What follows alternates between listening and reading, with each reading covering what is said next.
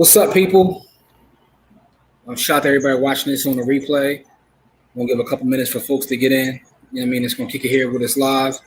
This is our Friday live show from By the Hood. For those who've never seen our show before, what's wrong with you? Everybody else, man, welcome back. Welcome back. As you come in, let us know who's here so we can make sure we show you some love as you know you guys show us love. Hey, Cora, I don't know if that's like the volume. I don't know what it is, but hit the love button, everybody coming in. Let me cut my volume down a little bit as well. I know sometimes when the volume is loud, that happens. But what's up, people? Who's here? I see some people coming in now. Who's here? I see people hitting the love button. Let us know who's here watching with us. All right, here we go. Comments coming in now. What's going on, folks? What it is, though? We're going to definitely have us a quick show on this Friday evening. You know what I mean? But some folks is here. Let's see who's here so far. Hey, Rochelle. What's up, Rochelle? How are you? Hey, what's going on? Welcome. Jamil is here. What's good, Jamil? I see more folks coming in now. As you come in, please hit the love button. Oh, listen. We appreciate the like. Appreciate that. Yeah, no doubt. Corey, you might want to cut yourself up a little bit louder now because you're coming in low. Pause. Andrea, what's good? What, you got rid of the headphones, bro? Yeah, man. Cause it was hard to hear me with the headphones. So we can't hear you now. You're still kind of low. What is going on? Hello? Egan is here. Egan, what's good? How are you? Can you hear me now? You kind of low. Hey, is Corey low to you guys out there watching? Please let us know in the comments if Corey is low. You definitely low to me. I don't know what's going on. You know what I mean? Like, let's see. All right, Corey, good for us. All right, well, I mean, you good then. That's all that matters is that they can hear you. Maybe because I cut mine down. Let me cut mine back up a little bit. Volume crazy here. Don is here. Don, what's good? Matter of fact, shout out to my man Don. Don, we in the building. Let's go, Don. Oh, man. Let's go, Don. You know what I mean? Don is here. Yo. All right, everybody can hear you clear. You good now. You good. We good. Yo, stop drinking that, man. I told you. Yo, man, you're one of my favorite people on earth, and I want you to live a long, prosperous life, Jim. I need you to stop. I need you to stop with that, man. Yeah, you good. Lakers in 4. Damn, bro, let the season start. Hey, listen, you talking to another Lakers fan too, because Jim a die easy Lakers fan. Yeah, definitely not die hard, die easy. It's funny because as a kid I was, but I don't even care about sports no more. That's the actual reality, to be honest with you. Yeah. He good for the YouTube streets. I think it's because I had my volume down to make sure the echo wasn't coming. That's what it is.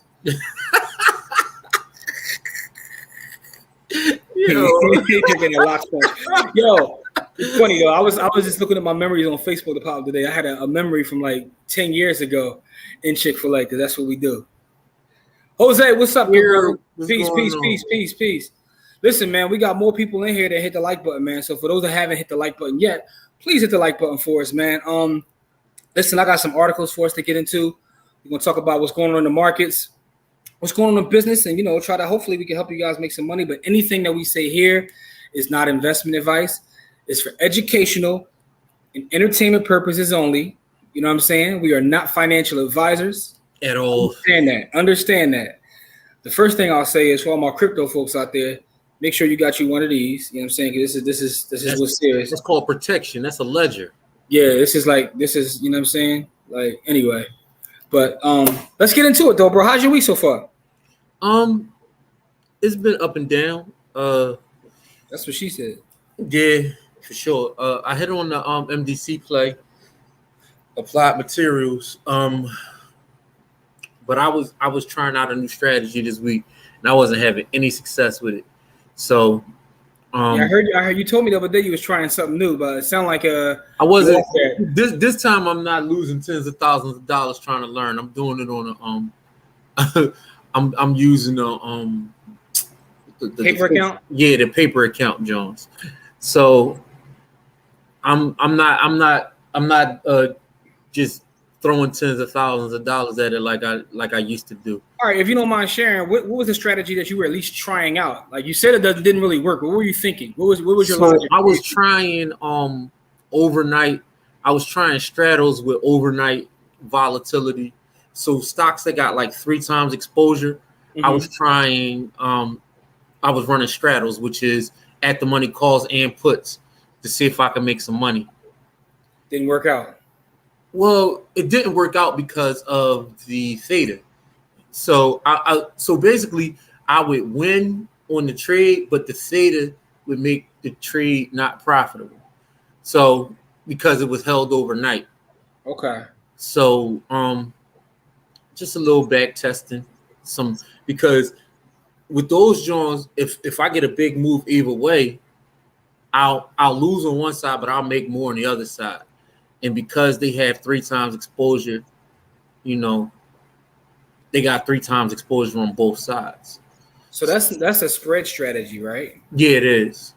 Okay. All right. Got you. All right. Well, I mean, that's the way you find out how things work is by back testing. So yeah. I was just, I tried it on a few different companies. So Jose asked a question. He wants to know, are you going to try that again without the overnight? I'm trying it. I'll probably try it again on Monday. I'll probably run it all next week to see what it looks like without the because time of day matters. Like, so I'm trying to do this strategy at the highest volatility times. So I have to do it in the morning when it's most volatile for the whole market, and then in the afternoon from around 2:30 to 4. Y'all traders, boy. Y'all traders is funny. I love y'all traders because, boy, y'all be looking for an edge any way you can. Y'all, you know what I mean? Like, y'all be trying. So I'm just trying to see if a protection strategy works during high volatility times. Listen, that's all. I'm just trying to find the simplest way possible to make $1. I know. But see, again, like for me, this is fun. Like I'm just having fun. So I'm doing it in a. No, I'm not. Listen, I find it funny because I know that a lot of. I'm doing it in a paper account, and I'm not looking at it because it's overnight. So I'm not really spending a lot of time with it. I just wanted to see what it looks like with volatile stocks during volatile times and see if. Hey, listen, man, more power to you, man. We gotta talk about some of the tests, share the tests because that's all part of learning. I just try to find stuff easy, and then I like to go laugh at memes for the rest of the day. But anyway, man, I really don't care to find new strategies. Like I really don't. Like once I find something that works, I'm gonna stick to it. Nice and boring. I mean, I have strategies that work, but that's why I'm doing this in a paper trading account.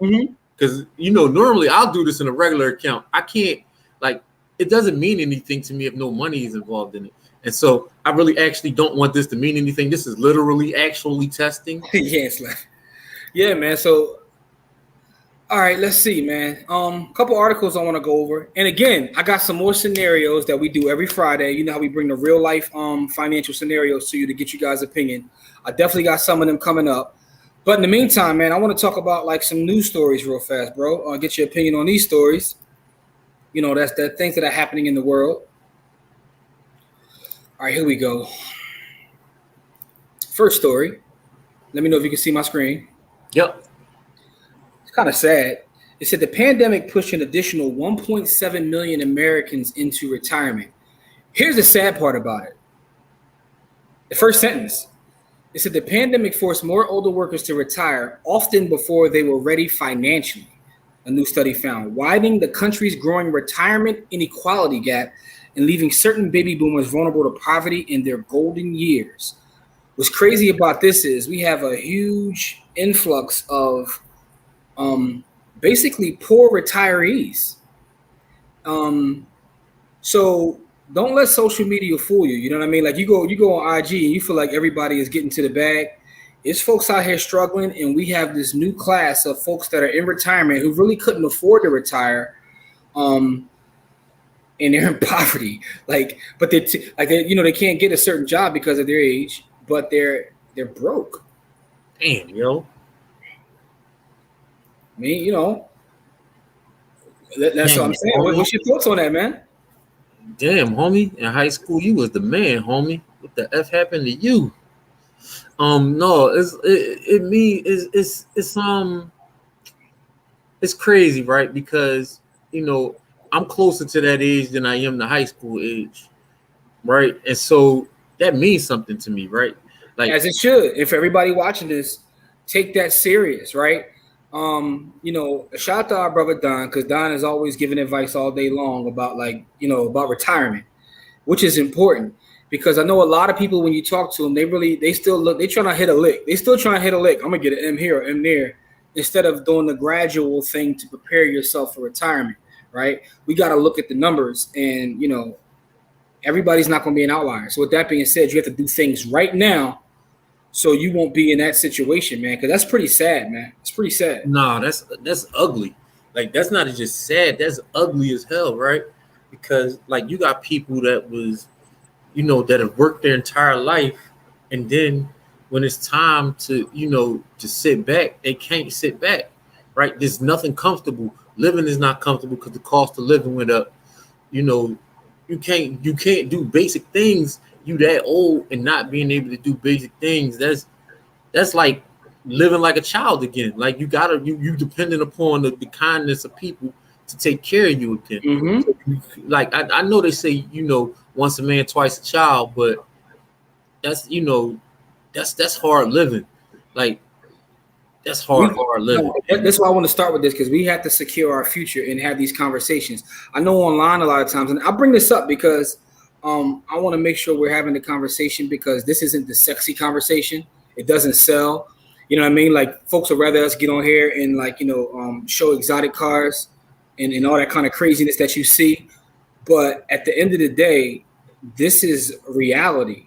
This is reality. This isn't it's not really popular. Stuff like this doesn't trend, which is why you don't see a lot of people talking about it. And that's why I wanted to give Don a shout out specifically, because Don talks about this all the time on his pages. But we got to make sure we're preparing for this, man. Like, it doesn't matter how much money you make, it's how much you keep. We see it at the end of every one of our podcasts, because that's an actual fact, right?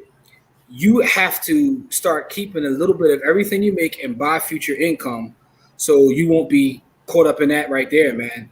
And the thing is, the pandemic forced people to retire. Like, listen, you retire now so you don't have to get fired. It was a lot of different scenarios, a lot of jobs that aren't coming back. So you're forced into retirement, but you can't afford it. So just want to have that quick convo. Yeah, like, there's nothing like being house insecure, especially when you're older, right? When you're younger, you can live with some house insecurity because you're young and you still got that grind, you got that get up and go. There's nothing in the world like being house insecure at an older age. Like, it just like, whew. Yeah, man. Yeah, so I don't even know what to say about that, except that's troublesome. It is troublesome, but I want everybody to pay attention to the article. And for those that are watching this probably on a replay, you can look the article up. It's on Yahoo Finance, but it's something that we need to really be thinking about as we continue to have financial conversations week in and week out. Is it's cool to try to trade your way to millions and all that. That's cool, but make sure you're taking care of old you. Young you got to take care of old you. Yeah, nobody do nothing, and anybody gonna take care of you. Let's catch up in these comments real fast. Jose says Jimmy, you got to find an automated strategy, so you won't have to do much but chase memes. Listen, bro, I got one now. Find me a couple. I hang on the MDC strategy group. Yo, shout out to everybody who's part of the new MDC strategy. We're still rolling it out. We're finishing up the cover call thing course tomorrow, so that'll be out probably in the next 2 weeks. We got the free crypto, but anyway, I hang out in the MDC strategy Discord. Give me a couple plays. Run an OCO order. I'm gonna drop that video on the MDC strategy too, how to do an OCO order, and it's automated. I ain't gotta check it. You dig? Like, I'm done. What else? The importance of securing your retirement bag isn't talked about enough in our community. Not at all. Not at all, Don. Not at all, bro. I just opened my SEP with that. Congratulations, man. Congratulations, man. Now, next step, because I was a SEP dude for over a decade. You gotta look into, and this is not investment advice. It's for educational and entertainment purposes only. Look up the Roth 401k. If you're eligible to have a SEP, you might be eligible. I don't know. I mean, I'm not a financial advisor, but if you do have a SEP, you might be able to get a Roth 401k. The Roth 401k blows that out the water. So let's see what Don says. Securing your retirement can drastically help your whole entire family situation, because your kids will be taking care of you, which in turn will slow down their retirement plans. Yep. Yeah. So the cycle continues. Let's see. The longer the pandemic lasts, the more real basic level income becomes a governmental policy. It's going to have to, because if my thing is, either they gotta let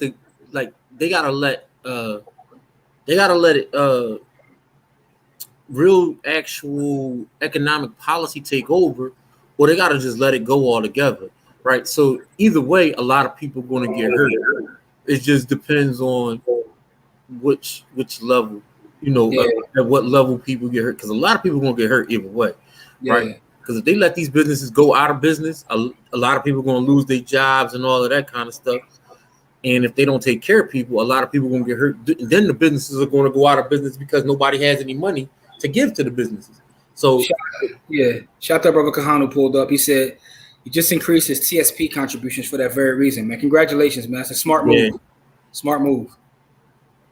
All right, man. So that's one, man. I ain't try to start the show. I need like I need to get one of them. We're gonna talk about that crypto fork. We're gonna talk.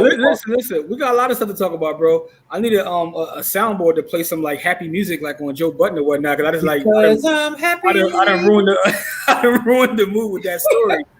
But that was crazy. Within the crypto space, right? So here's one right here. The crypto space weighs in the proposed amendments to the U.S. infrastructure deal. So, and shout out to Kahan, he brought this up in our investment call the other day about the infrastructure deal. But they snuck some, every time they do legislation, speaking of the raw 401k, that was like snuck into like some sort of Bush war bill. But they always sneaking stuff into these this legislation. But it was a lot of anti-crypto, comments in the infrastructure bill, and now you have like digital rights advocacy groups fighting against the bill, and they're trying to get people to call their congressmen. So they did change the language around being a financial institution, and so a lot of the crypto people were happier with that language because basically the other language was going to basically just kill crypto. And no, they made an amendment which hasn't been approved. It actually happened. It takes place tomorrow, I believe. So we don't know what's going to happen yet, but they couldn't kill crypto. What they were trying to do is they were going to hurt the miners. Crypto mining and stuff like that. Only here though. They can't control what happens in No. Bitcoin and all of that stuff is still would have been fine. Here's another article from The Verge about it, right? It says new Bitcoin tax plan could stifle greener blockchain and tech. So one of the parts of this bill, they were trying to treat crypto very similar to other to cash and other asset classes. When you transfer a certain amount, has to be reported. Issue with a lot of this is they haven't done their due diligence in terms of what crypto is. They're not crypto people, and so they're just writing stuff down that sounds sweet to make more money. Because you can't treat it as a commodity, you can't treat it as a security because it's neither.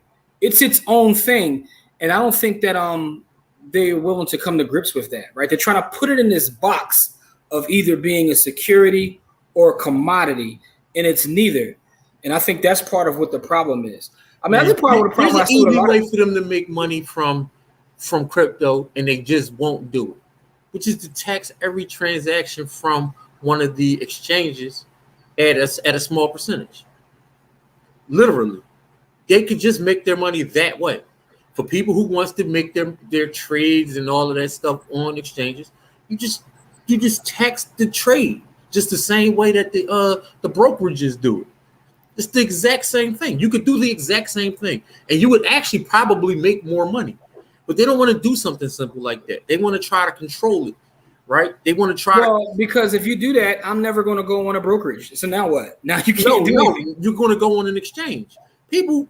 First of all, you can't. But what I'm saying is, if you try to do that, I'm going to go on a decentralized exchange where you can't do that. The average person is not savvy enough to do that. No, I understand that. But what I'm saying is, they're trying to control it because there's ways around that, right? There's nowhere I can go on the stock level and do that, right? I can't go decentralized. Unless I do it on the blockchain as well. But I can't really go decentralized and avoid that. I can go to one of these decentralized exchanges and just I could buy and sell all day and no one knows, you know what I mean? Like you can't do that. So the only way to try to get a piece of that is I want to control everything. Because who's going to take care of the taxation? An algorithm? Like you can't do anything. We got a question for you, Cole, right here. Jamil had a question about did you catch the interview with Caleb? I did not catch the Caleb interview. And Caleb is the inventor, is he the founder of Bitcoin? No. I think they talking about the EYL joint with the boy from Caleb. the Caleb boy from Investopedia. Oh, I'm about to say the founder of Bitcoin. What the hell are you talking about? Not the founder of Bitcoin. The boy that from Investopedia, Caleb Silver. I think that's his name. So Chris, good point. I think that's coming too. I think that there'll be certain exchanges that'll probably sell the farm. I really believe that. But that's why Bitcoin to me is where it's at, even more so than Ethereum or anything else. Because guess what? There is nobody from Bitcoin to go get. There is nobody from Bitcoin. Yeah, you can't go talk to the Bitcoin. There's no president of Bitcoin. No one even knows. So Bitcoin to me separates itself.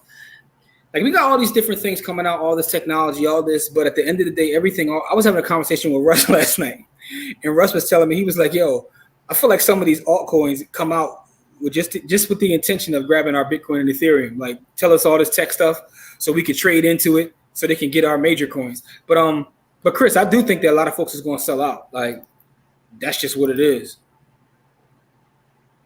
All right, so JA, shout out to JA. I had a conversation with the brother earlier. When I see Peter Thiel's retirement bag, my whole mindset changed. That tax-free $5 bill felt like he brought the IRS girl to the prom. Yeah, he bodied that. And the funny thing is, he wasn't the first one I saw body it, but he bodied it more than anybody else. Yeah, man. He got the boy who ran the boy that ran for president, Mitt Romney. Oh, Mitt Romney. Oh man, he bodied it too. $400 million. He bodied it too, but my man put a B behind his though. Yeah, Mitt Romney had a $400 million bag in his, because Mitt Romney had to disclose that when he was running against Obama, I believe. And he ran the bag up in his retirement account too. That's the thing. But again, these aren't the sexy things to talk about. So when you go to the people who are in the space talking about it, they're like anti-retirement account. They tell you don't get an IRA, don't get a 401k, because they don't understand really how they work. You can really, really run the bag up. All right, so here is what Jamil says about Caleb. Caleb was saying there are lobbyists and too many politicians for them to tax crypto as hard as Joe is insinuating. Man, if they put that in the law, like ain't really about nothing. Like if they put it in the law, they're going to try to figure out a way to enforce it. They're already doubling and tripling the IRS's workforce and their budget, so they're coming for it. They're going to try to figure out something, but I think that they needed to who I heard say this? Shout out to Isaiah, Bitcoin Zay. He said the problem is they're trying to get like the SEC or FINRA or something. They need to create a whole new like a cryptocurrency type board or something with people who actually are in the game. Yeah, he said, and that's the problem, is because they still are trying to look at this as something that it's not. But that's the crazy part, man. I'm amazed how anything gets done. If any of you guys have ever worked in an organization, right, and you've had a position somewhere in management or whatever at a high level, you see like the more people you add on, the more difficult it is to get anything done. So often think about that as it pertains to government, right? So a lot of it is because they just don't do anything. But even beyond that, just the bureaucracy. I don't know how anything gets done. Like, I really don't. I think it's amazing that we function when you think about how many people there is to control and the people that we put in place to control them. But anyway, Pastor, what's up, Pastor? This is our partner from the MDC. Pastor's here. He said that's exactly what altcoins are for. Like the money changers in the temple when Jesus flipped the tables. Ooh. Oh, I gotta go look that story up. Pastor got bars, man. But that's what Russ was saying. Russ was like, if you can sit around, you can come up with like an alternative reason, specifically with Ethereum, right? And I can make an ERC20 token and tell you how it does all these crazy things, and you go exchange it. And no disrespect to anybody here who's long Cardano, but Cardano is a smart contract platform without smart contracts. And they still got money coming in every day because people are chasing that price. They had the people exchanging their unsacred money for the Roman coin and arbitraging the difference. Ooh. Woo. See, I'm not a biblical scholar like that, but I got to look that up because history tends to repeat itself. So now we got folks training in their Ethereum for, FOH coin. And the powers that be are stacking all the Bitcoin and all the Ethereum. So another story we're going to share real quick as we move on. Some of you folks might like this story. Might consider this a happy story, somewhat. The Education Department announces a final extension of student loan payment freeze. So anyone who passed student loans knows that there's been a freeze the entire pandemic, and they just extended it. It was supposed to end, I believe, in October, but they just made it to the end of January 2022. So several more months has been added on to the freeze, which allows you not to have to pay your student loans. So for anybody who's able to take advantage of this, stack more of your chicken, pay off some of your debt, take advantage of these programs, while they're out there. Because you see what it says, final extension. Yeah. They made sure to mention that. They made sure to mention they like, look, we ain't doing this no more. Final extension. So, right. Keep that in mind. Yeah, I mean, Jim Crow Joe didn't get rid of student loan debt, but, there's your final extension. Yeah, boy, he a piece of work. Yeah. So he says, Pastor says it will continue to freeze because they can't afford for that bubble to pop. Yeah, that's gonna be crazy. Hey, let them keep that thing frozen.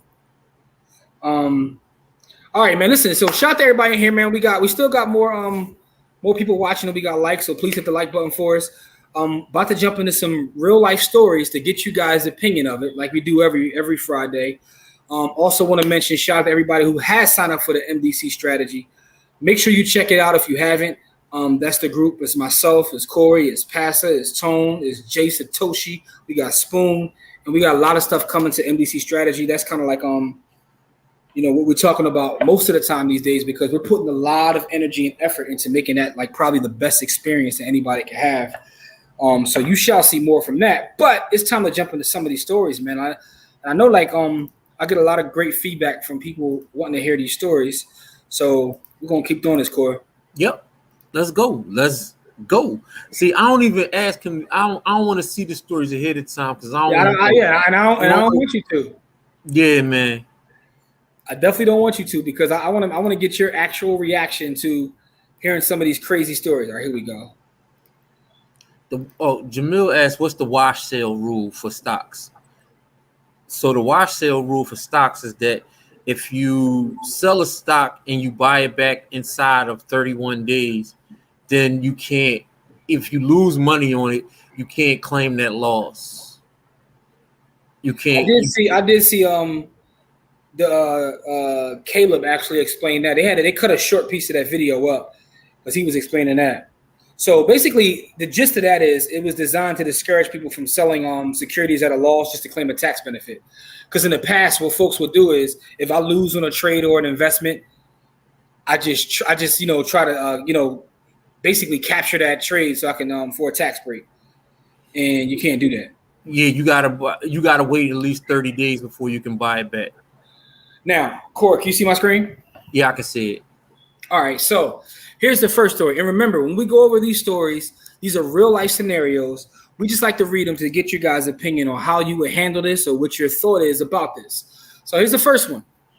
It says, my unfaithful husband wants me to sign a quitclaim deed before our divorce after 5 years of marriage. So, and here's the story. It says, my husband and I have been separated for a little over a year now. He resides in the home we purchased together 5 years ago.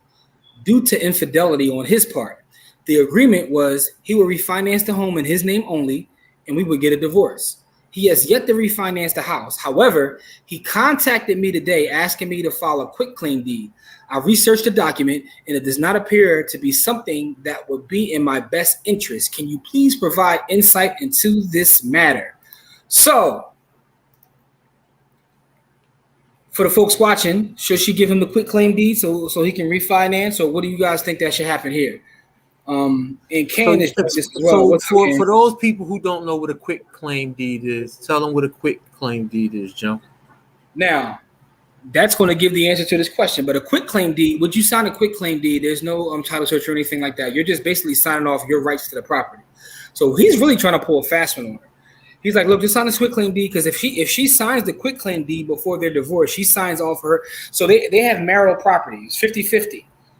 If she signs a quitclaim deed, she's giving her 50% to him. So now, if he goes through with the divorce, she actually has no rights to the property. No rights and no claims to it. Yeah, so that's a husband trying to be slick within that divorce proceeding. So, that was just a warm up before we get into a couple more stories. So, Sean says, property. Damn, yo. Boy was like, if you want out of this marriage, you got to sign it over. He is holding tight. She's gonna be out on the streets from the side. Listen, man. One thing I do want to say about a lot of these stories, and most of these stories are always involving family. Family and they're the only marriages. Listen, man. This is what I say about family. Sometimes those are the only people who can betray you because you don't trust anyone else. Mm-hmm. So most of your betrayals are going to come from people that are close to you because you don't trust anybody else. You can't be betrayed by someone you don't trust and you don't care about. Mm-hmm. It's not betrayal. You expect that from those people, right? But from someone that's close to you, it's only betrayal because you care about them and you trust them. Yeah, man. For you folks out there in those marriage streets, make sure you have conversations. I just want to put that out there because a lot of these stories I read, people aren't having a conversation. And we kind of talked about that last week, but I just want to reiterate: if you get married to somebody, make sure you have financial conversations. I know you in love and all that. Make sure you know the status of the person. Do they want kids or not? Yeah, I mean, I know folks be in love and whatnot, but have some conversations. I just want to leave that at that. But listen, though, let's go to another story real fast. All right, core my screen up. Yeah, I see it. All right, it says, "Who knows if I'll live until retirement? I have $10,000 in credit card debt, $4,000 in student loans. Should I tap my 401k?" Now, here's the context. I'm 41 years old, father of 2 lovely teenage daughters, and married to my second wife for a little over a year. I'm sitting on about $10,000 of credit card debt, and I've still got about $4,500 to pay off for my student loan. Our combined income is about $100,000 a year. I've got an arguably small amount of money invested in a 401k. It's currently sitting at about $24,000. I keep having this thought that things would be a lot more comfortable if I just paid off my debt with a piece of that retirement fund. I know there are penalties and taxes, but the idea of this money just sitting there doing nothing at all for me is just really making me itchy. I have at least another 25 years of work ahead of me. I know this is a really dark thing to acknowledge, but who knows if I live until retirement? Who knows how much my quality of life could improve by getting rid of this debt? It seems like a solution to a problem, but it seems like universally everyone is like, don't touch your retirement. Another darker side is that I have a grandmother in declining health in her late 90s. She will be leaving some money to me, and my 73-year-old parents also have a fully paid for house and inheritance will to me that will never come to me at some point prior to my retirement. Don't get me wrong, I'm not banking on these deaths, but just painting a picture of the circumstances in which I believe I'll be able to pay myself back with these inevitabilities. What is the downside to this idea? Future me might not need this money as much as current me feels like he does. That's a good one. So that's a good one because I want to see what everybody thinks about this one. So, because I know a lot of people that go through this. So, catch up with these comments. I do the same as the husband, depending on my relationship with my soon-to-be ex-spouse. But based on the story, the wife shouldn't sign nada. Get your half, mama. That's for the last story. I take a loan out from my 401k to pay my debt, then use those same debt payments to pay back the loan I took off for my retirement. You see you shaking your head? No. I mean, don't tap the 401k. He should be able to create a payment plan to pay off a small amount of money he owes. He ain't got to do nothing but pay off those cards and run them back up again. The word itch it. Passer. Go ahead, Corey. Let me give you. Yeah, that's why I was shaking my head like no, because I might take out a portion to pay the student loan debt because you're not running that back up, right? You already know what that looked like. You're not doing that. You're not going back to that. So the student loan debt I might pay, but that credit card debt, you got to pay that credit card debt. You got to pay that from what you got, right? Because my thing is you ran that up. So however you ran it up, you got to get it back down. Like don't kill your future you trying to do like listen, man. Now, here's what I'll say. I wouldn't pay the student loan debt off either because that's one of the only kind of debt you can write off. You can't write off credit card debt. I wouldn't pay it off either. First of all, my man got 14.5 in debt. Like, that's not even a lot of debt in the grand scheme of things. Like, he didn't even have that much for especially when it all depends because, like you said, the word like Pastor said, the word itching tells you a lot, right? Because he's itching to spend money, right? He can't pay down those debts. Instead of being itching to take the money from future himself, instead of saying, let me go get it right now and pay the money down and keep that future money, right? Like, because my thing is, if it's that much, if he put more into that future debt, he could actually borrow against that and then pay those debts, and it'll still be there. So, like, he's not even playing the game right. So he don't have any understanding of how these financial instruments work, and he ready to tear down his future to pay for something short term. Whereas him and his mate make $100K a year. If they're saving right, 10K of that should be saved every year and put toward those bills. So something ain't right. Yeah, my man want to run the tab up again. Don says this. Another person that doesn't understand compound interest in retirement accounts. Pay the minimum on the debt. Use the inheritance to pay off the debt. Another thing we didn't bring up, if you take from a 401k, you got to pay a penalty. Yeah. You got to pay a penalty. You're not even getting that whole 24K. Listen, man. People want short-term solutions to issues that took a long time to get in. That sounds like me. That sounds like me trying to lose weight. Like I eat one salad. I need like 15 pounds to fall off me eat one salad. Like, it don't work that way. So at me next time. Anyway, Ken says if he has $100,000 salary, I think he said combined, but either he'd be able to pay off the perhaps he should work with a financial planner or let his wife handle the finances. Yeah. Sounds to me like old boy just want to go run the bag up again.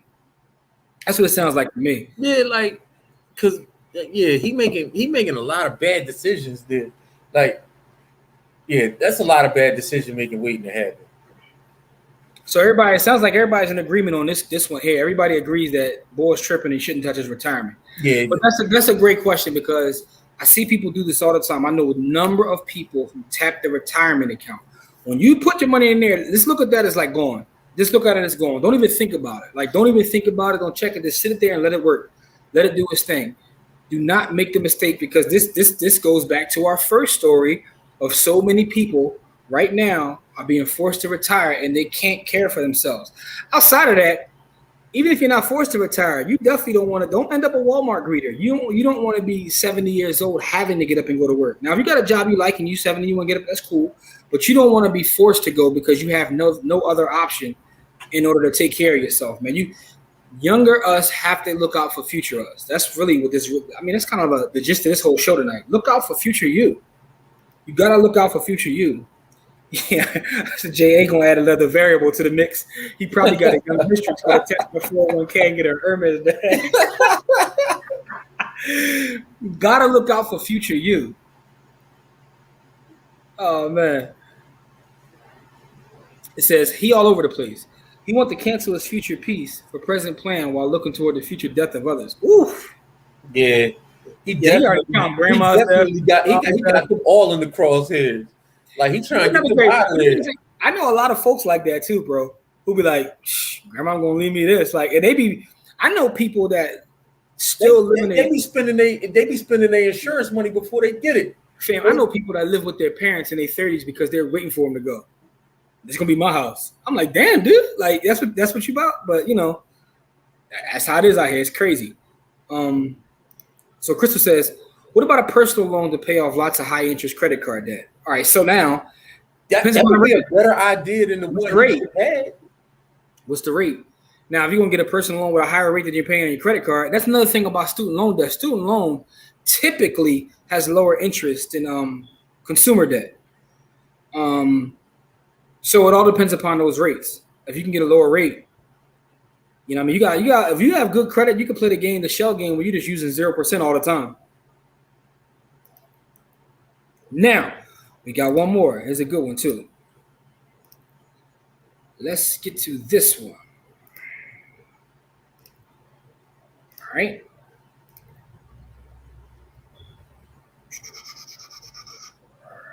There we go. My screen up, Cord? Yep. All right. I want to take a life insurance policy You out got of my the wrong screen up, Jim. All right, let me see. All right, let me put the right screen up. 1 second.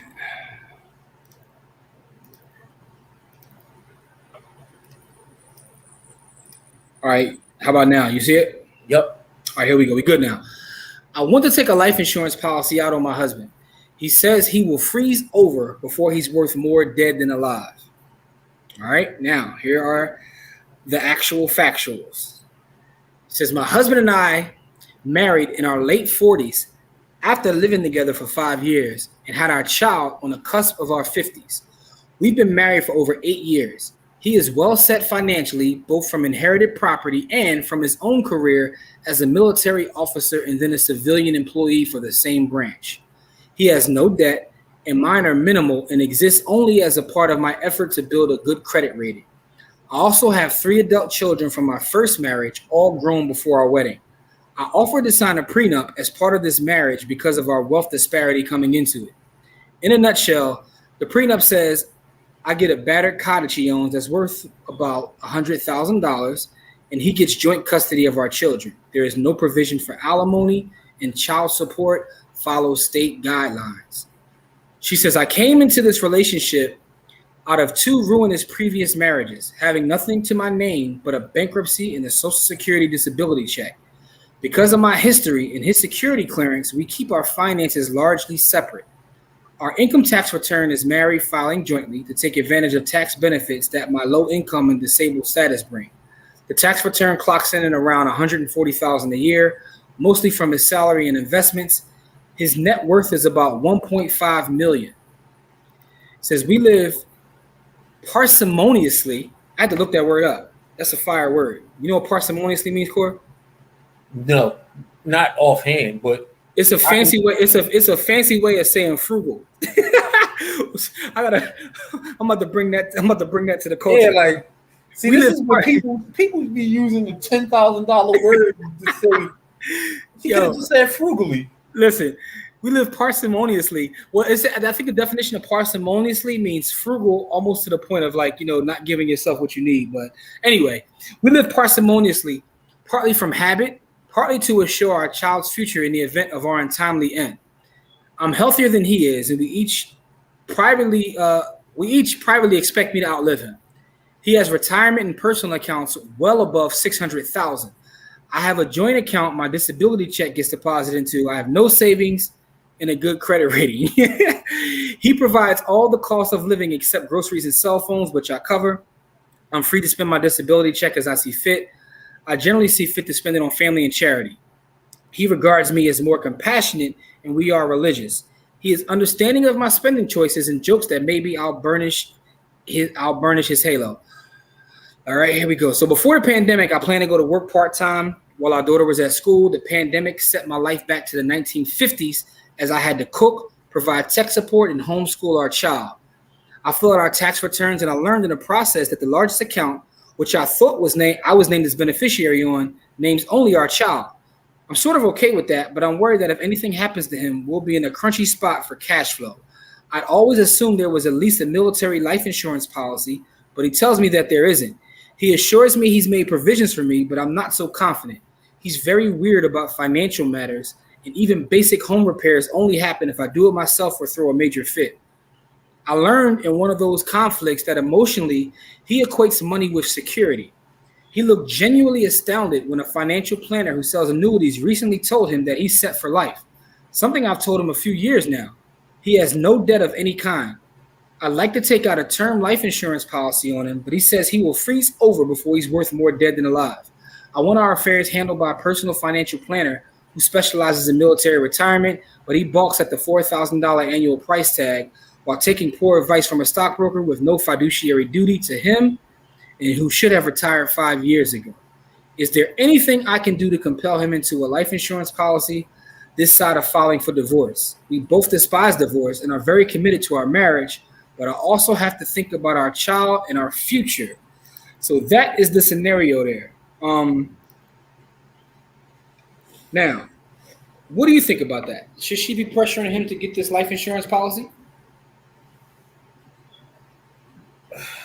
I think she should be looking at a will, right? Because if he has no debt and he got assets, the life insurance policy isn't absolutely necessary for their specific, you know what I mean, like setup, right? But what's going like a will, like is no wills, no trusts, like she don't see none of that stuff. Like, so how does she know? Yeah, my yeah, like I don't know. Like their specific setup, he doesn't really need life insurance. Like he needs. This is an interesting one, right? Yeah, like he doesn't need life insurance, but she doesn't have any security without it. So on her end, like Jose said, I would take it out. He doesn't have to know it's there. You can take out life insurance policy on anyone. You can, but you can't, right? Because he's in his 50s. They're gonna want him to take a physical and give blood and all that kind of stuff. Try to take it out if you want to without that. Yeah. So well, it all depends on like you can get some Shady Acres company that make you pay $3,000 a month. Yeah, but she can't afford that. Yeah, she only has because he got control of the strings, of the purse strings. There you go. So I mean, but the thing is though, and even beyond that, even she said she's healthier than he is, right? He may have had medical issues, who knows? But what's the premium gonna be like on that? Yeah. Like it isn't even worth it. He technically doesn't need real life quick insurance. though. Crystal says 17 versus 20. Oh, our pastor already answered her, and pastor gave her the right answer. Nothing else to add to that. Andrea, we need a meme. For what meme you need? Listen, let me know what meme you want. What you talking about? I got it. I have no plans to use credit cards again. Thank you. Yeah, you don't want to make sure you don't use it, Crystal? Cut them up. Frugal or stingy. She can take that policy without a signature, and she be the one paying the premiums. Yeah, high-ass premiums.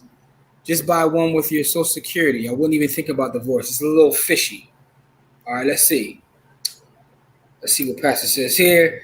If you're disciplined enough not to run them up, then personal loan works. It will make it easier because multiple bills consolidate to one. Ease of pay and peace of mind. Oh, yeah, this is all great answers. Pastor really handled this. Also, if the rate doesn't change much, you can get longer term and your discipline take a longer term. This will give you lower payment, pay the higher amount based on the shorter term. This pays the debt off while giving you a cushion to fall back. All right, there you go. Nothing else to add to that. I think you need counseling and help from CFP. I don't think he trusts her with money. It seems though he's trying to provide for the daughter and limit the amount of money she has access to. Does sound that way. That's exactly what it sounds like. The frugal meme. Oh, parsimoniously. Oh yeah, you already know. I'm about to cook up a parsimonious meme this evening. I appreciate that. I'm gonna give you credit. I'll at you. Jay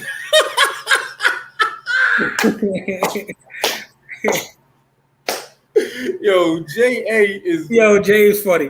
I watch a lot of Dateline ID. If he get that life insurance policy, sounds like he's going to fall down the stairs. I mean, listen, my man is worth 1.5 mil. My man is worth 1.5 mil. He's leaving things to the child, right? Now, obviously, if something happens to him before the child turns 18, the mother has to take care of it anyway. And he's giving her $100K property. So, but so he said J.A. lying. Yeah, man. But these are real life scenarios, right? So a lot of times when we come on our different shows and we talk about trades and investments, we talk about percentages and just basic math. But when you get like family and real life situations, these are the kind of things you have to deal with. And it goes beyond just the numbers. You know what I mean? It's beyond just this investment is better than that and this has a higher rate of return. It gets into like, how do you deal with emotions and people? Said those hardwood steps going to be extra shiny. My opinion, if you get married that late in life, I probably will be the same way. He put time into to earn that bag. He's trying to keep it. Yeah, I mean, listen, and it sounds like he inherited a piece from his family too. So yeah, like they don't need like specifically that family doesn't need life insurance, right? because they have things the way their life is set up. And like J.A. and Passing was saying, like she sounded like she ready to roll my man down a flight of steps and go ahead and cash out early because she signed the prenup saying that she don't get nothing. And that life insurance policy would be basically like, no, you basically because she signed that prenup, she's not entitled to anything. So she played herself, really. Yeah, man. I got one more story I want to get you guys' opinion on before me and Corey jump out of here. This is an interesting story because I saw a lot of arguments on this on my timeline yesterday, and it's money related. All right, my screen up, Corey? Yeah. Dr. Dre's daughter, who's 38, says she's homeless and she's been reaching out to her dad for help, and she's living in her car. Dr. Dre's net worth is about $800 million. And he cut her off. She's been working in a warehouse and doing Uber Eats and DoorDash. She's a single mother of 4. Her kids are staying with friends, and they're not living in a car with her. So I saw a lot of people like going back and forth about this yesterday on my timeline because someone was saying like, yo, she's 38. What more do you do? And others is like, yo, that's his daughter. You can't leave her living in a car. This is tough. I remember who it was, Brian McKnight. He had like some sons that were in their 30s, and he was like, yo, he cut them off, and they like went on this tirade online or whatever, and he was saying that he felt like he's been taking care of them and paying for their apartments and for them to live. He's like, yo, at some point I got to cut it off. You know, you're a father. You got 3 boys. What do you think about this story? It's an interesting one. What do you think about it? I have multiple thoughts about this. Mm-hmm. As a parent, I'm never letting my daughter be homeless. That's just me. Now, I might not provide anything but shelter, but I can't possibly have that much money and then watch one of my children be homeless. Yeah. I might not provide anything else, but I couldn't possibly watch, especially a child with 4 kids. Yeah, I see. Here's the thing, right? So I agree with you. Like, it'd be difficult, but and again, I don't know him, but like, and I'm not even trying to take up for him, but I think it's foul. I think he's a foul dude. Like, you got to be foul. I mean, he's a foul dude for other reasons, but at the end of the day, like it's so crazy that it's got to how can I explain this? It's so bad of a situation that it's got to be something we don't know. You know what I mean? Like, there's things that we don't know. It has to be because it's like who leaves their daughter and their grandkids like out like that? Like, and what Pastor said is true. He said she probably cut him off first and then got in this situation, and then when they she didn't get the results she wanted out of the situation she was in, and now it's like, look, this is my last ditch effort to get something from somebody that I cut off. Right now, you know, I still personally would house her and those children. That's me. I personally would provide shelter for them. Now, from that point, you know what I mean? Like, I can't say what I'm going to do. But now, the thing about it is, right, so we hear about this all the time, where you have people that have means and their kids, like, pretty much mooch off them their whole life. And I always think, like, you set the tone for that years ago. Like, she didn't just become a moocher. You set the tone for that years ago. Like, every parent wants their child to be able to take care of themselves, and obviously she can't. But this is a difficult situation with family. Like, what do you do when you have a child that doesn't want to do anything but live off of you? Like, what do you do with that? I don't know. No, man, yeah, like, you know, one thing is you have no idea what this man has been doing for the last 38 years. Like, how do you know that he hasn't been taking care of her? And I'm seeing comments that saying he took care of her up until the last 18 months. Well, yeah, I think she even said that he took care of her, but he cut her off. Because I think that, you know, it was kind of the same situation as the other one. Like, you know, let's catch up on the comments. We got some comments on this, though. Yeah, this is really, really complex. Like, still, Damn, yo. He's like, who gets a part-time job in there? So the life insurance policy would be her bag. That's when those accidental drownings in the boat trip occur. So Andrea says Dr. Dre is trash. Jose says Dre shouldn't help anymore as he just recently cut her off, meaning she wasn't taking advantage of the help he had already provided. So I've seen that argument as well.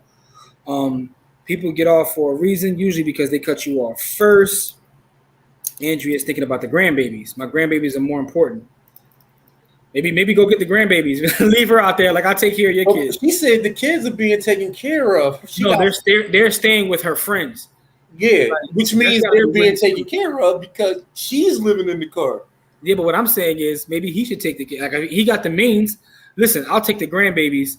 You got to figure it out. I don't know. Like Mark's point is correct. It's a very complex situation. But that's why I want to get you guys' opinion on it, because I saw the back and forth of this all day yesterday.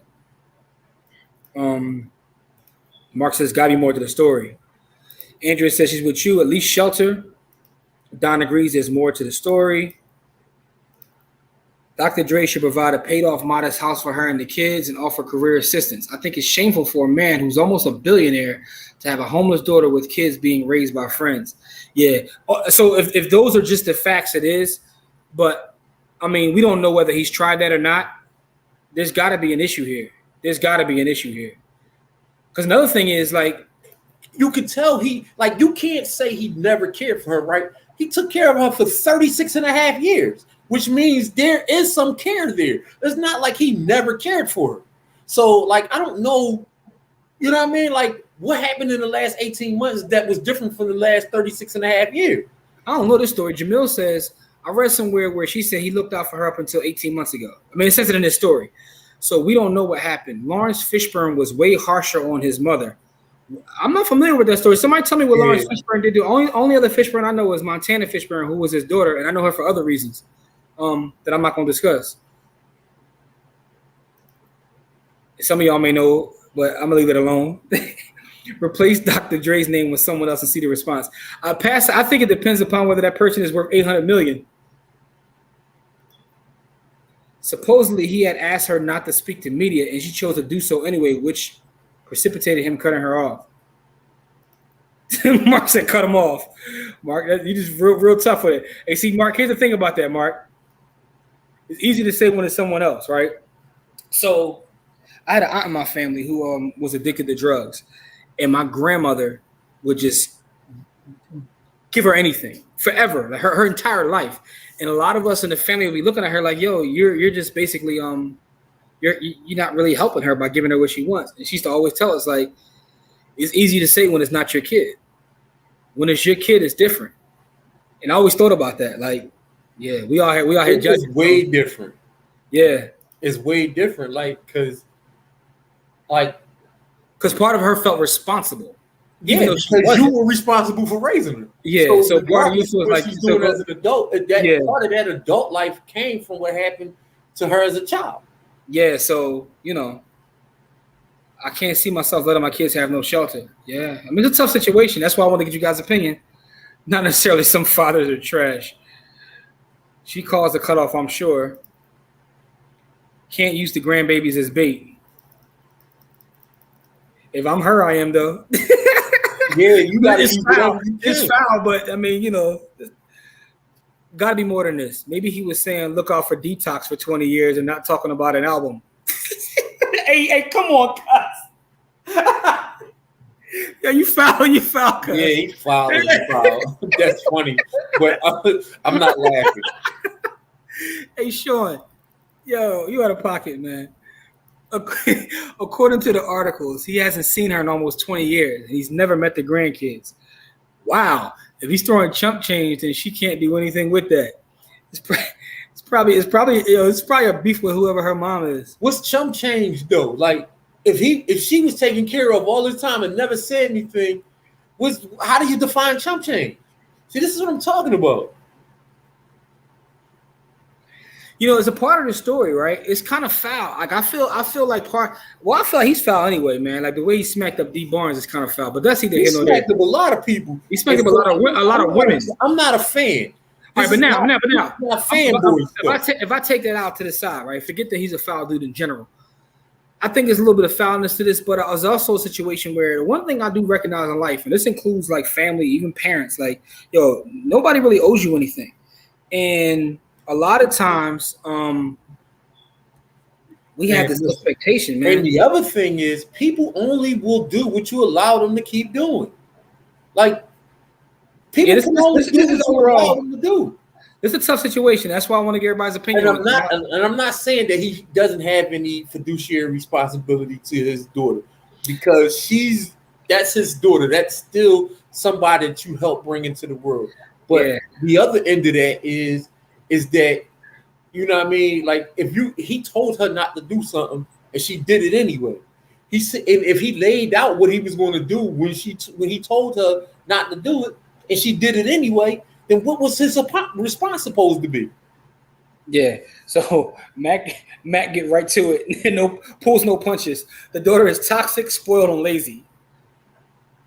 Man. I mean, she learned it from her dad. Wow. She talked to reporters and he cut her off. That's what she said. And again, another thing about this is too, there's three sides to every story. Yep. Peace. How are you? Peace. That's the man responsible for our By the Hood logo. Yes, sir. Hold up. Pass the ball.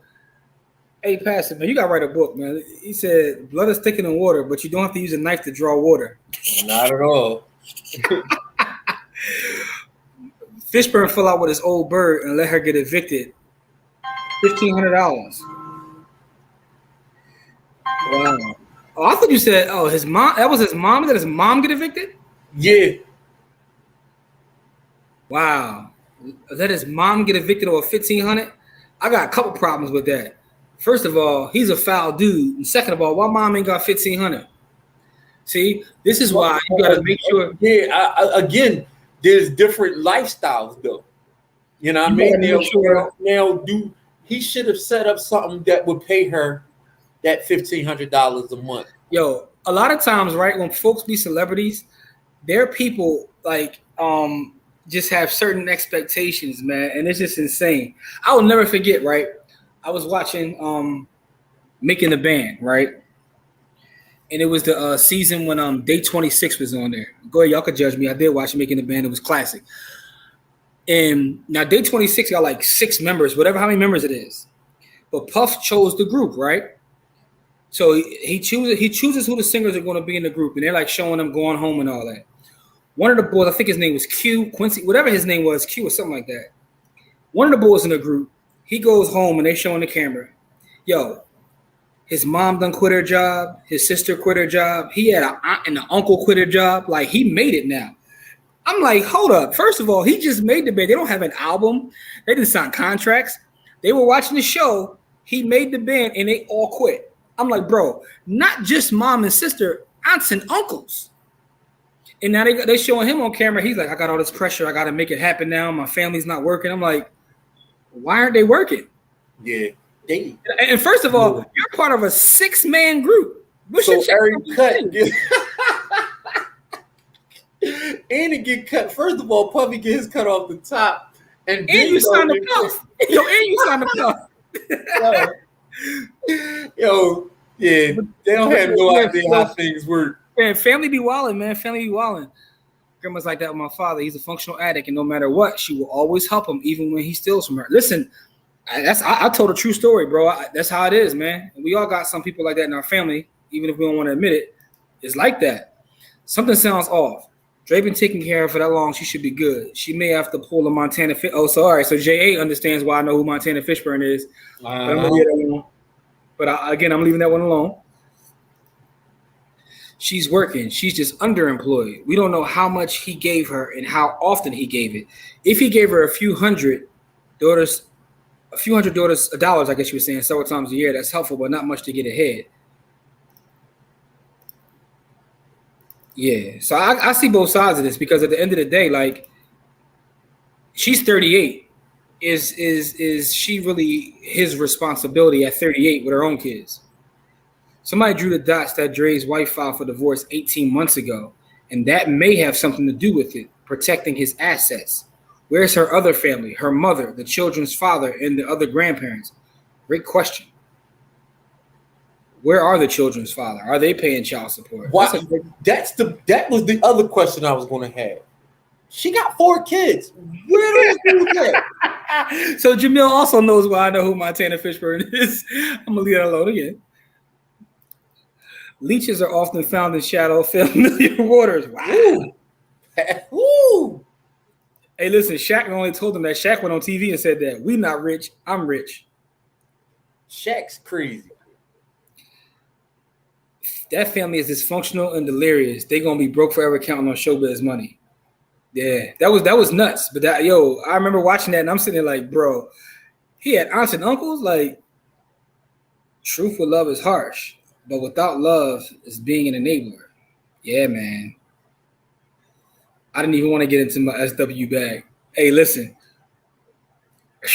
Man, tough situation, man. This is an overall tough situation. That's why I wanted to get you guys' opinion on it. Yeah, more facts are needed. My question, my first question is what happened to make him start severing the thing. Then my second question is she got 4 kids, which means she got at least 1 baby daddy and probably more, which means where them dudes at? Why is she still homeless? And that's another thing, right? Another thing is because of his success in his life, everybody's looking at him. But like Jamil said, she also has a mother. There's other grandparents, right? Mother, grandparents, the baby dad. Where are those people at? So how many other people did she alienate that she's living her car? Well, her kids got somewhere safe as could be, but she can't live there. So what did she do that she can't live where her kids is at? What did you do? Yeah, that's true too. That's always shocking to me, right? When you see somebody who's not an addict, but they make bad decisions, whatever it may be, and like nobody wants them to live there. I'm like, you got a whole family. If I go absolutely broke today, I have 50 people I can go live with because I've never done anybody so wrong that I can't go live with them. Yeah. Never. Yeah. If you know what I mean, like literally, if I get thrown out of if I lose my house and I get thrown out of my apartment and I can't go live in my other places where, because they not built up yet or whatever, and I need to live somewhere, I have places I can go lay my head. What does she do to people where she can't live with them? That's my question. I got a few questions for her that don't have nothing to do with Dr. Dre. Yeah. Yeah, it's a lot there, bro. It's a lot there. Safely. Where the hell are your baby daddies or your baby dad? She might have had one dude, they broke up. I don't know her history. No. Who's your baby dad? Where's the grandparents? Where's the what did you do to all these other people that you don't got nowhere to live? Christopher Wallace told us, man, more money, more problems, man. Let's go back to these comments real quick. Chris says they thought he's about to get that Michael Jackson money. Yeah, they was acting a damn fool on that show. Give her $1 last million in a trust fund tied to an interest-bearing account and let her live off that with a monthly allowance. And don't come back for nothing else. Crazy part is she's 38. He ain't got to do nothing. Yeah, I mean, he doesn't have to. Like again, as her father, I would never leave her homeless. But that's you can't. I don't know, man. I don't know. But those would be my questions as her father. Like, why, if I was to die tomorrow and we don't got nothing in writing, who's going to take care of you and those kids? Listen, if he's doing her like this now, she ain't in the will. So she better figure it out. Yeah, group and sign the puff. That whole check was going by the 26th. Oh, I see what you did there. Don't even ask how. Is it your responsibility to take care of your children's children if they are sexual deviants with no regard for the financial responsibility? Call her a sexual deviant. Hey, Jamil, chill, bro. I don't know if she's having 4 kids doesn't make you a sexual deviant. He called her a sexual deviant. Yo, y'all out of pocket. Yeah, that's better for Dr. Dre to spend his money on his family than give it to his 6F. Yeah, I mean, him and his I'm a chill on that, but yeah. I get you. You're not lying. Shout out to Akil. Something they adding up. # all this math. Yeah, pretty much. It's a lot of questions, man. if you care about your family tree. Yeah, but all right. So the one thing I will say is because Dr. Dre has kids, but he's a sexual deviant, so he got all kinds of different. So yeah, he got like she's the oldest of the children, but she ain't the only. Yeah, it sounds like to me. Hold up. All right, stop the presses. He ain't stopped taking care of the brothers and sisters. What did you do to them that you living on the streets? Yeah, that's true too. Because he definitely. What the hell? Like, what the hell?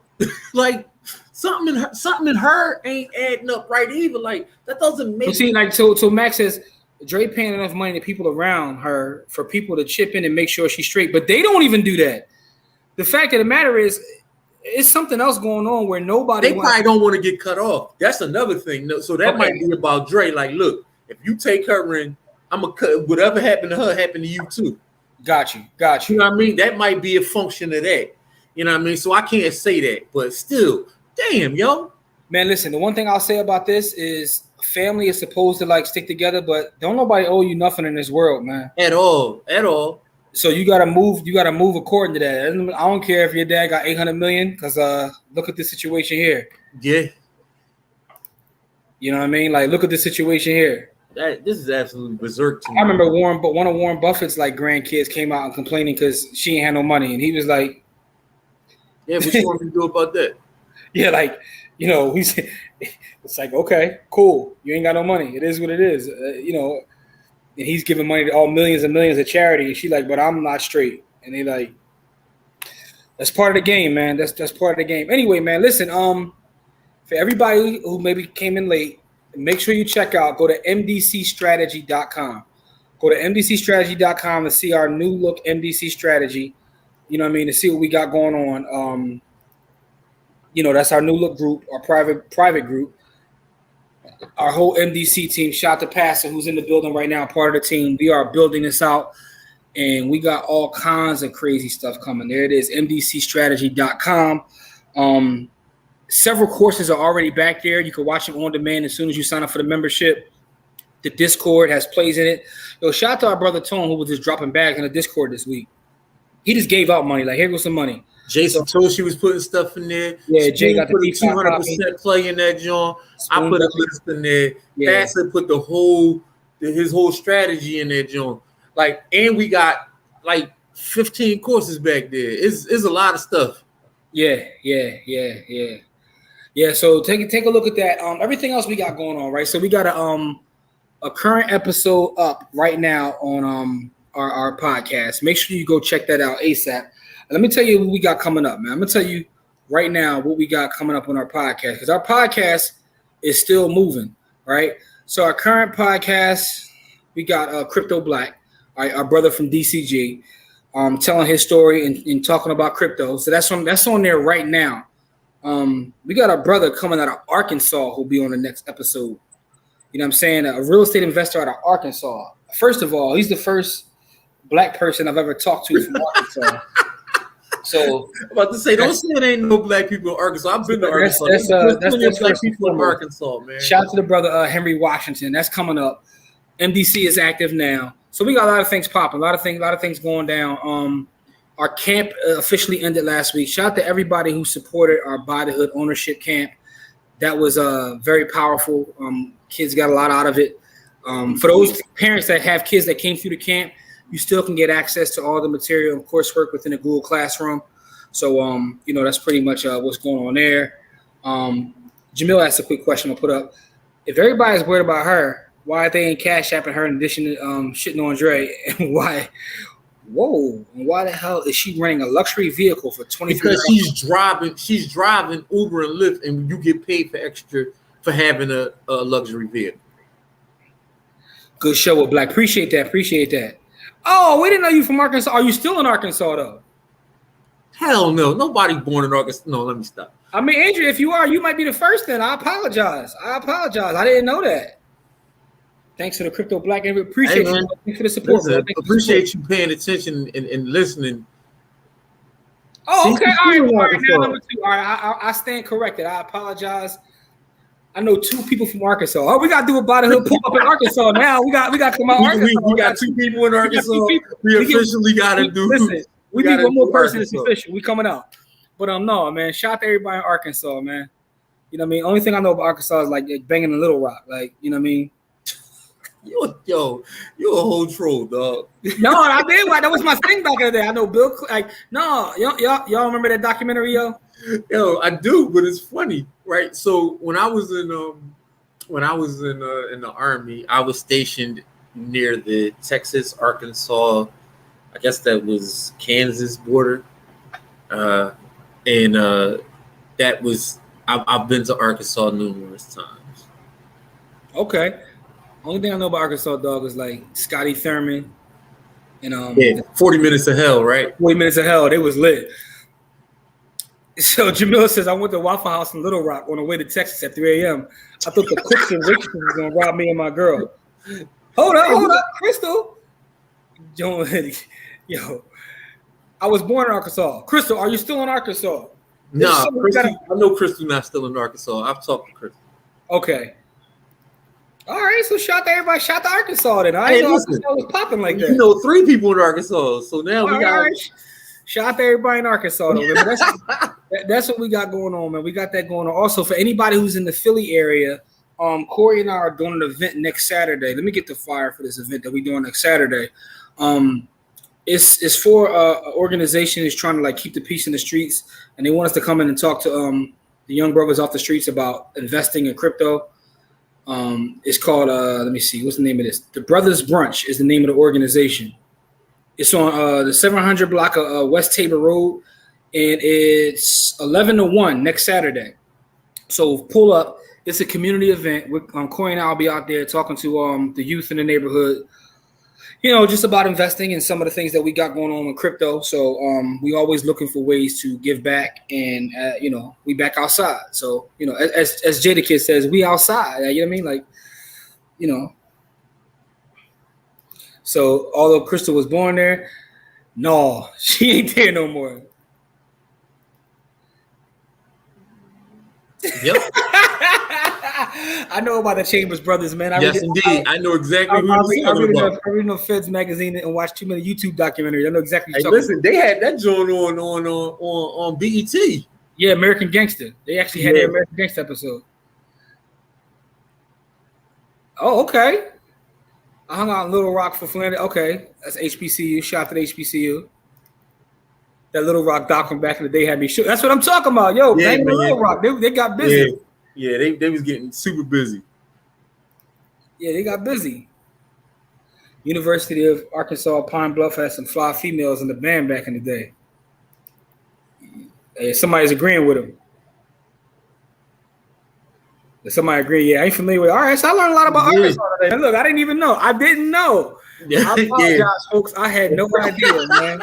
Jim was sending the shots, and the shots got no. It wasn't even shots. It was just weird. I was keeping it real. Like, it's funny because like I met him through Malik. He went to Arkansas Pine Bluff. It's funny because I met the brother through Malik, and right, and Malik was saying that too. Malik was like, "Yo, first black man from Arkansas." I was like, "Yo, you right? That's the first black man from Arkansas."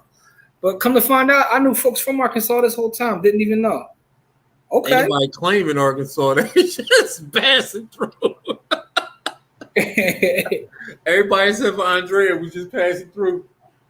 Listen, man, it's funny because I eventually want to get to all the states. It's just to say I did. It's one of those things. But there's certain I'm never going to do it though, because I've been to every state in the contiguous 48. All right, now I know he's about to get off here, but I gotta question you real quick, right? Because some people tell me that, but y'all be frauding, like y'all ride through something, so y'all say I've been there. To me, in order to say you've been to every state, you gotta have to stay like a night over there or something. Like, so I haven't stayed overnight in every state, but I went to go see the monument. So I've been to South Dakota or North Dakota, which one of those Dakotas? So that's why I went there. I drove through the Dakotas to get to Canada. That's how I also went to Michigan on my way to Canada. Actually, that's what New York too. So like I go the ways I've been to Canada or whatever. So a lot of those was on my way to Canada. Portland, So that was my Oregon experience. I've been to Cali a few times. I seen the Grand Canyon from Arizona actually.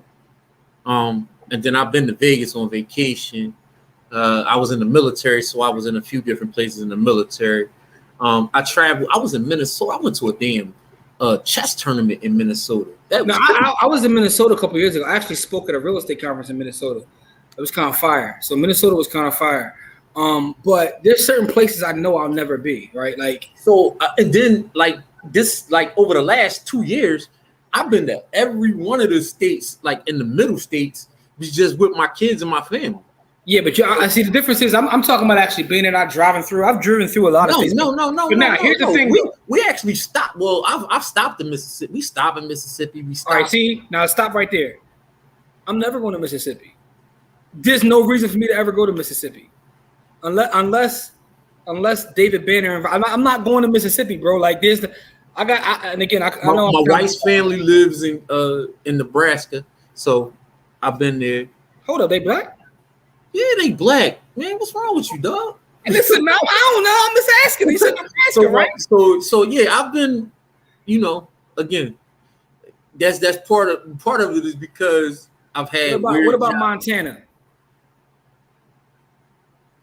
I don't think I've been to I might be missing Montana. I don't remember why I would go to Montana. Let's see. Anybody been to all 50 states? I'm just I interested. I don't remember I don't remember Montana, so I might be short Montana. Okay, you talking about Chambers Brothers again? That's what I might be short Montana. Yeah, I might be short Montana. All right. So Max said he's in Memphis. Hey, what's going on? Thank you for pulling up. How are you? So Eugene said he stayed in all 48. Interesting. Well, hot springs purify itself with spring water. All right, cool. Listen, I told you the rule is we got 3B out there, man. Dakota's Arkansas, Mississippi also. See, I thought that too, but now I'm pulling up in Arkansas. I got people in Arkansas now, but the Dakotas, I have no reason to go to Dakotas. Mississippi, I think I'm missing the Montana. I might have to go out to Kanye Ranch in Wyoming and Montana. You know what I mean? I think I'm missing Wyoming and Montana. I think, you know what? I think I've been to Wyoming. I don't know where Yellowstone National Park is. No, listen, I didn't know, man. Like I never been in Nebraska, so like, yeah, I know football to the corners because I know I sound foul. I sound foul. I'm out of pocket. I'm chilling. Okay. Wherever Yellowstone National Park is, I've been there. All right, that answers it for Eugene. Eugene's a truck driver. So there you go. All right, so this is something I didn't know. Nebraska actually has some serious Black history. Check out all right, so now I gotta write that down. I'm gonna write that down because I'm not familiar with that, but I'm always looking to learn. So thank you. Yeah, so I'm not familiar with that, but again, like I said, I'm always. And a lot of those days that I stayed in those places was driving around. Like it's so like I've flown a bunch of these places, but I've also driven to a lot of these places. So I'm gonna look that up tonight. So Rock Noxious, I'm not sure what your real name is. That's your YouTube name. I appreciate that because I'm definitely gonna look that up this evening. I didn't know about the Black history of Nebraska. Really didn't. Don says I read a lot of history books. Mississippi, nah, bro. I ain't gonna lie, man. I felt that way about Alabama. I still haven't been to Alabama. I've been to Alabama like 700 times. You got family there. My pop from Birmingham, so I feel like I pull up to Alabama, I'm gonna get hit with like a hose or something. Like the hose is just gonna come out. Like, yo, come on, dog. I'm just telling you, man. Like Don, hey Don, you feel what I'm saying, right, Don? Like, yo, listen. I mean, I've been to Birmingham 6 times in the last year. 7 times. 7 times in the last year. No, it might be. I'm telling you, when you come from up north, man, you have a certain perception of a lot of places in Mississippi and Alabama, man. I feel like they're gonna sick the dogs on me. Oh, Roscoe, appreciate that, Roscoe.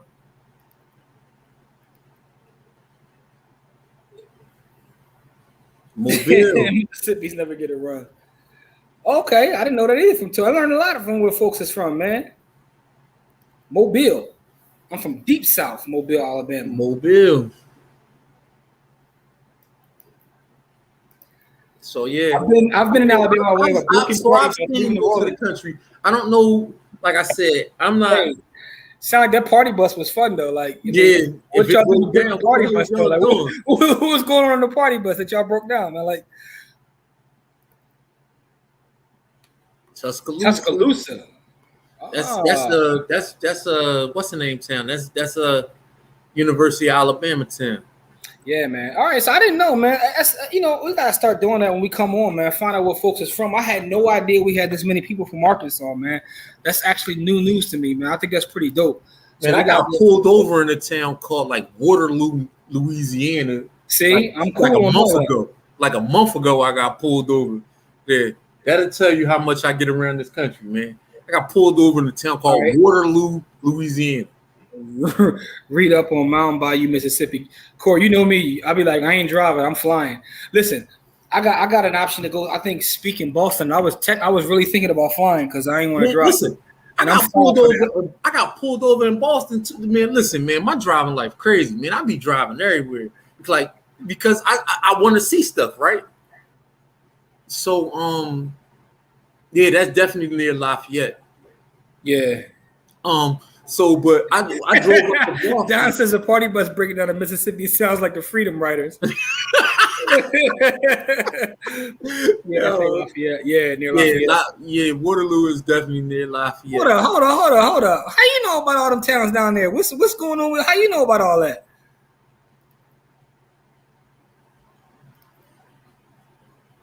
I don't have any interest in flying forward. Come on, man. Like, I've been to Miami like several times. I've been to all kinds of. As a matter of fact, in September I'll be in Orlando. Yeah, I've been to Miami, Tampa, Orlando. I've been what's the little Jacksonville? Right. I've been to Jacksonville too, but the little town right outside Miami, there's like a little island off to it. I can't remember the name of the town. I've been to Clearwater. I went to go see the Phillies. Yeah, I went to go see the Phillies down there. Jamil, ain't nothing wrong with Florida, Jamil. Like Miami is like damn near being in California. It's like Cali East. Yeah. So I don't know, man. Like I've been a lot of places, seen a lot of things, man. If I know it's you, but that's why I still want to know why you know everything down south like that, though. I know. Key West, that can be helped me. Yeah, Key West. Oh, y'all educating me tonight. I'm learning about all kinds of stuff. Yeah, Key West was fun as hell, but I ain't like that little ass. I know about the towns. I see you know about the towns. Key West. I ain't like that little. I don't like that little bridge, and that shit stink. Key West, Florida. Yeah, ain't nothing wrong with Florida, Jamil. See, but Jamil's up. He from the Bronx, right? So I tell you, it's the Northeast, man. Us cats from the Northeast, we got a way of looking at everything that ain't Northeast. I traveled a lot as a kid because my dad lived in Birmingham, right? Mm-hmm. So we would fly. So like I've been to Atlanta like 50 times, right? So, but Atlanta's changed so much since I was a kid, right? Because I got aunts and cousins. Like we would literally stop everywhere on our way down, and then like I would go to like chess tournaments and stuff. So I got to go see a lot of stuff with that. Then I played some ball, and then I got to see. Then I had jobs that took me to weird places. Yeah. I got you. It wasn't like I set out to visit all of these places. Some of these was forced upon me. Vegas was kind of forced upon me, right? I never wanted to actually go to Vegas. I was like, man, I'm a gambler, and that's like putting a junkie in a room full of coke. So like I ain't really want to go to Vegas. And then when I stopped gambling, Vegas was cool for me to go to. Yeah, I went to Vegas a couple times for like several shows, but I've never been to all these. I've been to Vegas, been to Phoenix, Portland, Seattle, Connecticut, and Denver. I've been to all those. The towns that I don't hit are a lot of the Midwest, the Montanas, and a lot of the down south. All the places that had stops on the Underground Railroad. I generally don't. Will said he's from Detroit. He ain't from no damn Bronx. Hey, I mean, I'm sorry. I was thinking of Jose, not Jamil. Jamil said it. Jose is from the Bronx. I'm sorry. Denver is all right. My bad, Jamil. I was thinking Jose. Jose's in the Bronx. All right, I know you repping the Detroit real heavy. Jose's in the Bronx. That's who it is. Jose is in the Bronx. And I know like us cats from the Northeast have a certain way. That's like putting the junkie in. Hey, Don, you out of pocket, man. But yeah, Corey, anybody that watches our Sunday class know Corey definitely has a gambling spirit. Listen though, and by the way, Neef, I'm gonna hit you up, Neef, because I know we want to talk about like a podcast. I'm gonna hit you up. So I didn't forget about you. Headed to UT this weekend to drop out my Ooh, awesome. You know, you've been there. Austin. Yeah, man. Or was that Tennessee? University of Tennessee. Because I just stopped on the University of Tennessee campus on my way back when I was on my way back. Because I drove from Houston to Philly the last time I came here. So that's what I thought is University of Texas, right? Is that what UT is? Either Tennessee or Texas. He probably talking about Tennessee though, because he in Memphis. Got you. Because I thought at first I was like Utah. I was like, no, that's I've been to Utah for a few hours too long. All right, so my question to you, bro, is you're a black man from Philadelphia. How you end up in Utah? That's all I want to know, man. Was it work related or something? Like, yeah, that's what I end up in Utah on some work related shit. I think they got like skiing or something crazy there that I've heard someone talk about before.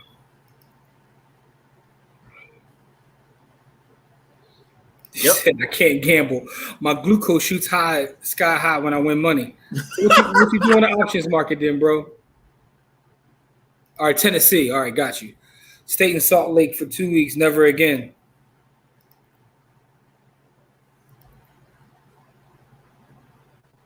You ever been to Wisconsin?